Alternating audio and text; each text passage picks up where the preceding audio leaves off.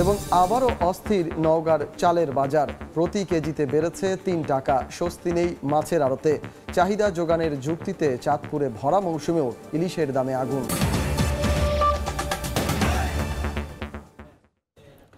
বাংলা সময়ের সঙ্গে আছি আমি সজল মিত্র। এদিকে বানে ভেসে গেছে বীজতলা, পাট, সবজি সহ কোটি কোটি টাকার ফসল। কুমিল্লার ১৪ উপজেলায় ক্ষতি হয়েছে প্রায় ৬৪,০০০ হেক্টর জমির। ঘুরে দাঁড়াতে সরকারি প্রণোদনার দাবি ক্ষতিগ্রস্তদের। বাহার রায়হানের তোলা ছবিতে ইশতিয়াক আহমেদের রিপোর্ট। জনপদ থেকে বন্যার পানি নামতে বের হয়ে আসছে ফসলের জমির ক্ষতচিহ্ন। চারদিকে পাকা আউশ ধান সহ বীজতলা, সবে যেন লন্ডভন্ড করে দিয়েছে বন্যা। গোমতী নদীর বাঁধ ভেঙে এবং ফেনীর বন্যার প্রভাবে কুমিল্লা ১৪টি উপজেলায় প্রায় ৬৪,০০০ হেক্টর ফসলের জমি পানিতে তলিয়ে যায়। ক্ষতিগ্রস্ত হয় প্রায় ৪ লাখেরও বেশি কৃষক। পাকা আউশ, আমনের বীজতলা, পাট, শাকসবজি সহ ক্ষতি হয় প্রায় ৮৫০ কোটি টাকার ফসল। ২০০ বিঘা মতন জমি সমুদ্র তলায় গেছে, পাকা ধান। আমাদের এখানে ধান একবার পাকা অবস্থায় ছিল, ২-১ দিনের মধ্যে কাটা যেত, তখন হঠাৎ করে পানি এসে গেছে। একদম যার ধান ঘরে উঠাইছে এই ধান বেড়ে সব শেষ। যারা ছাদের উপরে উঠাইছে, ইয়ার উপরে মানুষের মাছা টাঙ্গাই রাখছে, এই ধান বেড়ে সব শেষ হয়ে গেছে। বন্যায় ক্ষতিগ্রস্ত কৃষকদের তালিকা করে বীজ সহ সরকারিভাবে প্রণোদনা দেওয়ার আশ্বাস জেলা কৃষি কর্মকর্তার।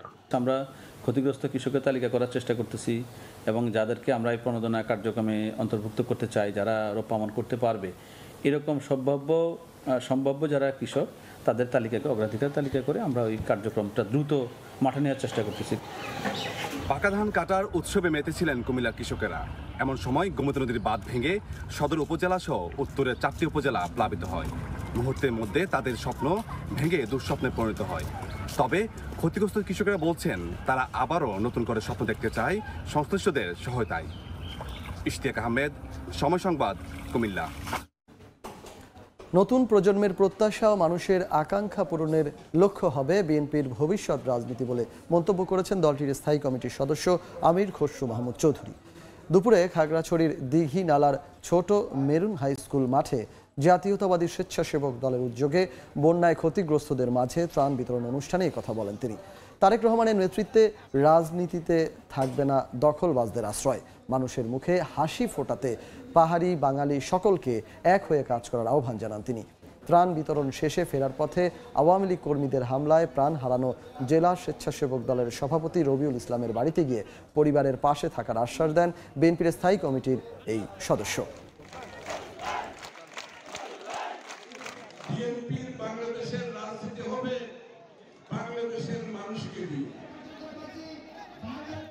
আগামী বিএনপির বাংলাদেশের রাজনীতি হবে বাংলাদেশের মানুষকে নিয়ে, বাংলাদেশের মানুষের প্রত্যাশা নিয়ে, বাংলাদেশের মানুষের আকাঙ্ক্ষা নিয়ে, বাংলাদেশের ভবিষ্যৎ নিয়ে এই নতুন রাজনীতি আমরা করতে যাচ্ছি। বিগত দিনে বিএনপি সব সময় আপনাদের পাশে ছিল। নতুন প্রজন্মের যে প্রত্যাশা সেটাও আমাদেরকে মাথায় রাখতে হবে, সেটা মাথায় রেখে আমরা রাজনীতি করতে হবে। একটি নিরপেক্ষ নির্বাচন উপহার দেয়াই অন্তর্বর্তীকালীন সরকারের দায়িত্ব বলে মন্তব্য করেছেন বিএনপি চেয়ারপারসনের উপদেষ্টা জয়নুল আবেদিন ফারুক। সকালে নোয়াখালীর সেনবাগে বন্যা দুর্গতদের মাঝে ত্রাণ বিতরণের সময় তিনি একথা বলেন। এ সময় তিনি আরও বলেন, অন্তর্বর্তীকালীন সরকার দীর্ঘদিন অবস্থান করে কোনো রাজনৈতিক সমস্যার সমাধান করতে পারে না, তাই রাজনৈতিক দলই দেশের শক্তি। শেখ হাসিনার নির্দেশে রংপুরে আবু সাঈদকে হত্যা করা হয়েছে বলেও অভিযোগ করেন তিনি।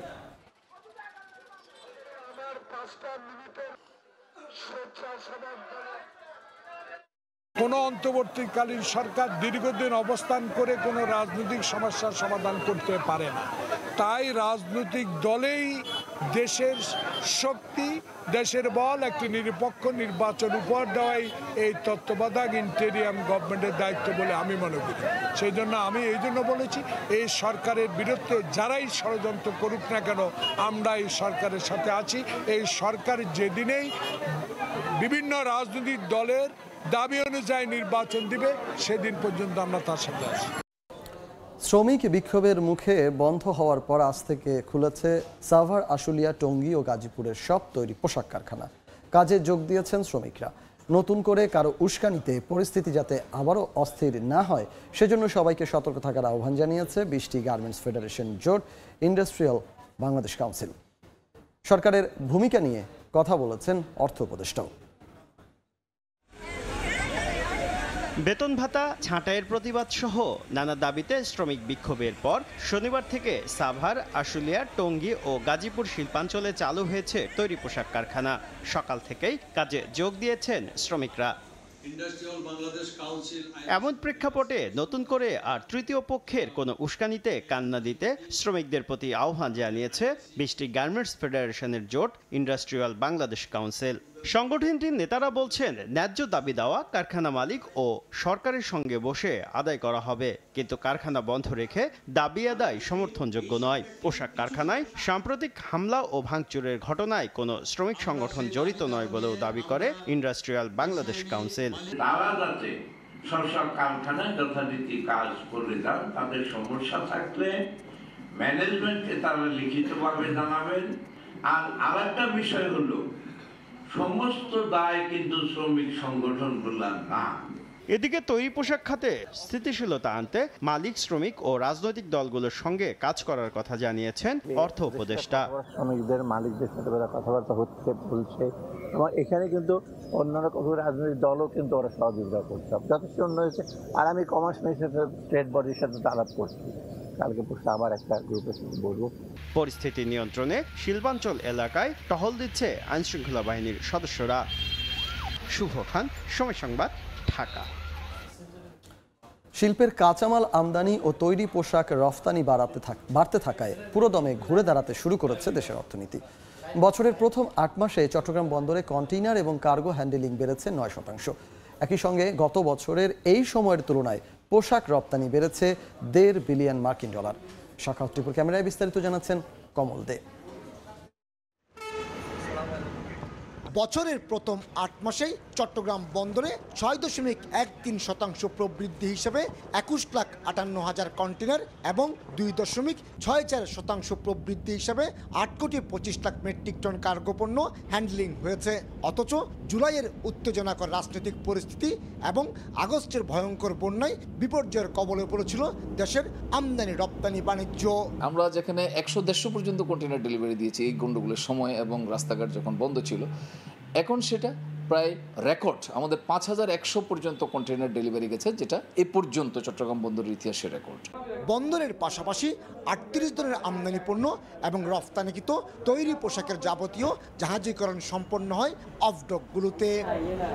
রাজনৈতিক অস্থিরতার পাশাপাশি বন্যার মতো প্রাকৃতিক দুর্যোগও কন্টেনার হ্যান্ডেলিংয়ে চমক সৃষ্টি করেছে বেসরকারি 21টি অফডক। গত 8 মাসে 4,75,000 রফতানি কন্টেনার এবং 1,84,000 আমদানি কন্টেনার হ্যান্ডেলিং করে রেকর্ড সৃষ্টি করেছে তারা। মূলত বাড়ছে শিল্পের কাঁচামাল আমদানি। অফডক মালিকদের সংগঠন বিগডার তথ্য অনুযায়ী জানুয়ারি থেকে আগস্ট পর্যন্ত রপ্তানি পণ্য হ্যান্ডেলিংয়ে 7.29% প্রবৃদ্ধি হলো। আমদানি পণ্যে প্রবৃদ্ধি হয়েছে 31.41%। এটা হয়তো এই ইঙ্গিত বহন করে যে রপ্তানির জন্য যে কাঁচামাল আমরা আমদানি করি সেটার হয়তো পরিমাণ বা ভলিউম বেড়ে গেছে, যেটা হয়তো ভবিষ্যতে আমরা এক্সপোর্টের মধ্যে ইন্ডিকেশন বা প্রতিভাত দেখতে পাবো। স্থবিরতা কাটিয়ে গতি ফিরতে শুরু করেছে দেশের তৈরি পোশাক খাতের রফতানি। তো গত বছরের 8 মাসের তুলনায় 4.95% প্রবৃদ্ধি হিসেবে চলতি বছর 25.27 বিলিয়ন মার্কিন ডলারের পণ্য রফতানি করেছেন গার্মেন্টস মালিকেরা। জুলাই আগস্টের ডেডলক কাটিয়ে রফতানি যেমন বেড়েছে, তেমনি আমদানি হচ্ছে প্রচুর কাঁচামাল। যখন এই দেশ স্বাধীন হলো আবার নতুন করে 5 তারিখের পর থেকে প্রচুর পরিমাণে কিন্তু পোর্টকে খালি করার জন্য অবডকে ঘুষ গেছে, যার ধরুন অবডকের আউটপুটটা অনেকাংশে বেড়েছে। এদিকে চট্টগ্রাম বন্দরে এসেছে পণ্যবাহী 2,539টি জাহাজ। কমল দে, সময় সংবাদ, চট্টগ্রাম। অন্তর্বর্তীকালীন সরকার যদি রাষ্ট্রের সংস্কার করতে না পারে তাহলে কোনো রাজনৈতিক সরকার তা পারবে না বলে মন্তব্য করেছেন গণ অধিকার পরিষদের সভাপতি নুরুল হক নূর। দুপুরে পটুয়াখালী প্রেস ক্লাবের এক মতবিনিময় সভায় একথা বলেন তিনি। এই সরকার যেভাবে আপামর জনসাধারণের সমর্থন নিয়ে বাংলাদেশের ইতিহাসে এই যে অবস্থানটা তৈরি করেছে, তারা যদি রাষ্ট্রের একটা যৌক্তিক রিফর্ম না করতে পারে, সংস্কার না করতে পারে, রাজনৈতিক সরকার করতে পারবে না। অতীতেও করে নাই। রাজনৈতিক দলগুলোর প্রতি মানুষের আস্থাহীনতা, এইটার কারণেই কিন্তু মানুষ মনে করছে যে এই সরকারের যতদিন ক্ষমতায় থাকা দরকার তারা থেকে এই রাষ্ট্রকে একটা মানবিক কল্যাণকর রাষ্ট্রের রূপ দিয়ে তারা একটা সুষ্ঠু নির্বাচন দিয়ে গণতান্ত্রিক সরকারের ক্ষমতা হস্তান্তর করবে। সরকারি চাকরির বয়সসীমা ৩৫ বছর করার দাবিতে যশোরে মানববন্ধন করা হয়েছে। সকালে জেলা প্রেস ক্লাবের সামনে এ মানববন্ধন করা হয়। এতে শতাধিক শিক্ষার্থী অংশ নেন। এ সময় বক্তারা বলেন, আওয়ামী স্বৈরাচার সরকারের সময় প্রকৃত মেধাবীরা মেধার যোগ্যতায় চাকরি পাননি। সরকার দুর্নীতির মাধ্যমে বেছে বেছে ছাত্রলীগ নামধারী নেতাকর্মীদের চাকরি দিয়েছে। এতে সরকারি চাকরিতে মেধাবীদের মূল্যায়ন হয়নি। অবিলম্বে প্রকৃত মেধাবীরা যাতে সরকারি চাকরিতে আবেদন করতে পারে সেজন্য চাকরিতে বয়সসীমা ৩৫ বছর করার দাবি জানান তারা।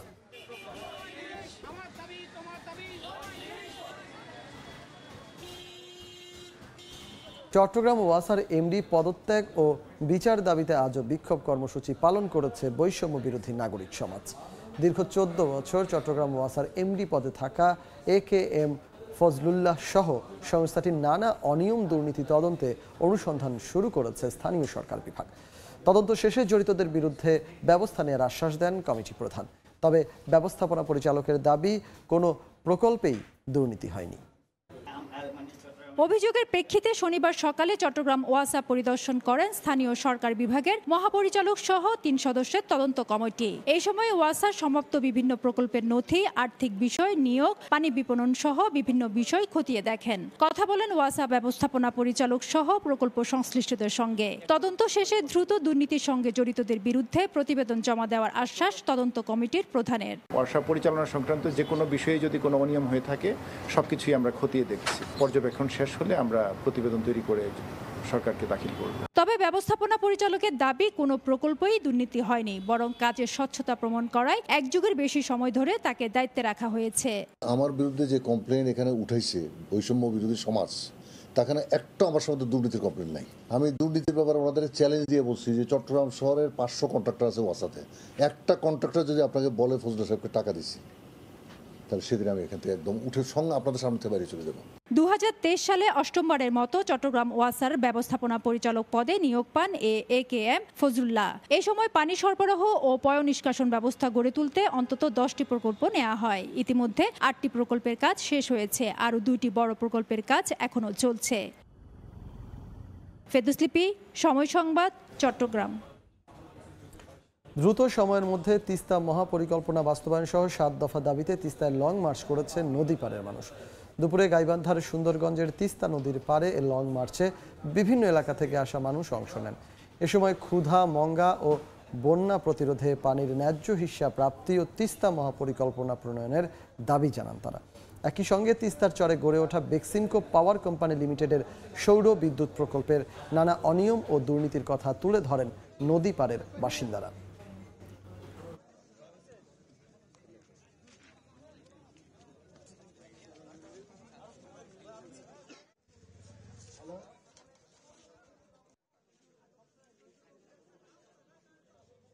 দেখছেন বাংলার সময়।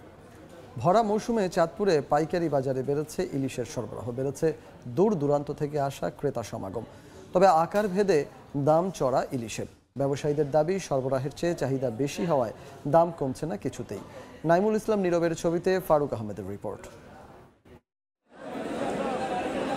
চলছে ইলিশের ভরা মৌসুম।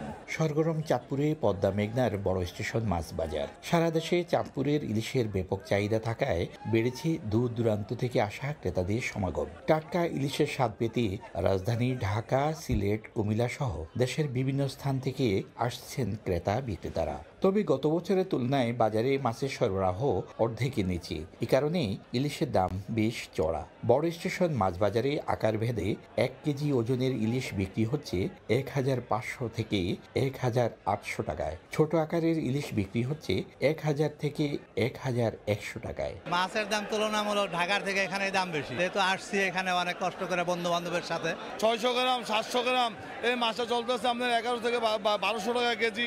আমরা সিলেট থেকে আসছি, মূলত এই চাঁদপুরের ইলিশের অনেক সুনাম শুনছি আমরা, ওই দেখার জন্য আসছি প্লাস মাছ কেনার জন্য আসছি। এখানে আসলে এক্সপেক্ট করতেছিলাম যে চাঁদপুরের যে একেবারে অথেন্টিক ইলিশটা ওইটার জন্য আসলে আসছিলাম।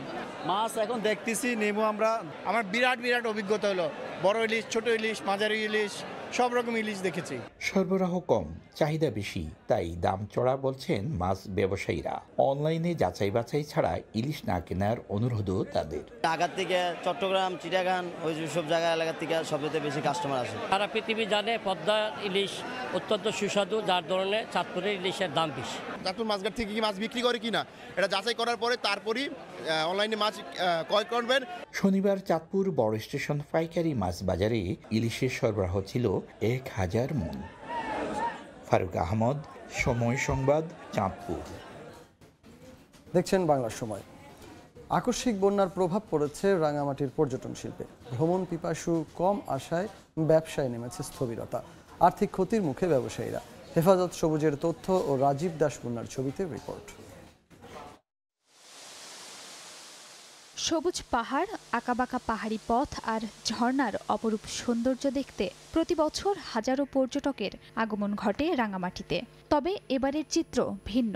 বর্ষা শেষে অপরূপ সাজে পাহাড়ের শহর রাঙামাটি সাজলেও পর্যটকের আগমন নেই বললেই চলে।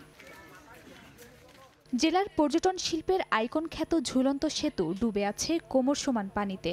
কচুরিপানা থেকে সেতু রক্ষায় কাজ করছে কর্তৃপক্ষ। এমন অবস্থায় হাতে গোনা 2-1 পর্যটক যারাই আসছেন তারাও ফিরছেন হতাশা নিয়ে। আমরা খুবই হতাশ এটার জন্য। আমাদের যে আশা ছিল, আকাঙ্ক্ষা ছিল আমরা এখানে ছবি তুলবো, ওদিকে তো যাওয়া যাচ্ছে না, আর ঝুলন্ত ব্রিজ তো ওটাই চালানো যাচ্ছে না। ঘাটে নোঙর করে আছে টুরিস্ট বোট, আর তাতে বোনা কাপড়ের দোকানে অলস সময় কাটাচ্ছেন বিক্রয় কর্মীরা। এতে ক্ষতির শঙ্কায় ব্যবসায়ীরা। বিভিন্ন সংগঠন থেকে ঋণ নিয়ে বোটগুলো সংস্কার কাজ করছি, কিন্তু সেই টাকাগুলোই আমরা এখন পরিশোধ করতে পারছি না। আমাদের ব্রিজটা ডুবে যাওয়াতে অনেক পর্যটক এই মুহূর্তে আসতেছে না। আধুনিক ডিজাইনের ঝুলন্ত সেতু নির্মাণের প্রস্তাবনা নতুন করে বিবেচনার তাগিদ বাংলাদেশ পর্যটন কর্পোরেশনের। আধুনিক ঝুলন্ত ব্রিজ নির্মাণের জন্য আমাদের পর্যটন কর্তৃপক্ষ পার্বত্য চট্টগ্রাম উন্নয়ন বোর্ডে একটা আবেদন রয়েছে। এর অগ্রগতি হবে বলে আশা রাখি। জেলার 15,000 মানুষের জীবন জীবিকা চলে পর্যটন খাতের উপর। সময় সংবাদ, রাঙামাটি। এই ছিল বাংলার সময়ের সঙ্গে থাকুন সময়ের।